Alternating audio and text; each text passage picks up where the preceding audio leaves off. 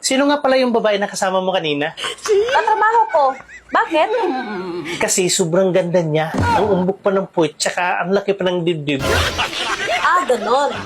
Kahit may asawa ka na, nagkagusto ka pa sa iba? Pinuri lang. Nagkagusto ka agad. Gusto mo kasi ikaw lagi yung pinupuri eh. Sige, kung sakaling makita mo kami ulit, sabay kami maglalakad, sino ang pipiliin mo sa aming dalawa? Tinatanong pa ba yan? Siyempre yung katrabaho mo. Direct to the point kasi ako magsalita. Nagsasabi lang ako ng totoo at saka hindi ko ugaling magsisinungaling. Sigurado ka ba na hindi mo ugali ang magsisinungaling at magsasabi ka ng totoo? Aba, siyempre, oo. Sige, magtanong ka tungkol sa'yo. Sasagutin ko kaagad. Sino mas gusto mo? Katrabaho ko o ako? Katrabaho mo, siyempre.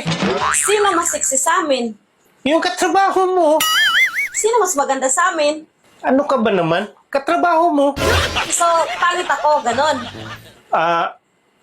Medyo. Malaki ba yung sa'yo o maliit? Yung mama mo pala, pumunta dito kanina. Oh, huwag mo ibahan ng usapan. Hindi ko naman iniba. Pumunta naman talaga dito yung mama mo kanina. Akala ko ba direct to the point ka at nagsasabi ka ng totoo? Talaga naman. Sinasabi ko naman talaga ang totoo. Supot ka o hindi? Matulog na tayo, Han. Gabi na, oh. Naantok na ako.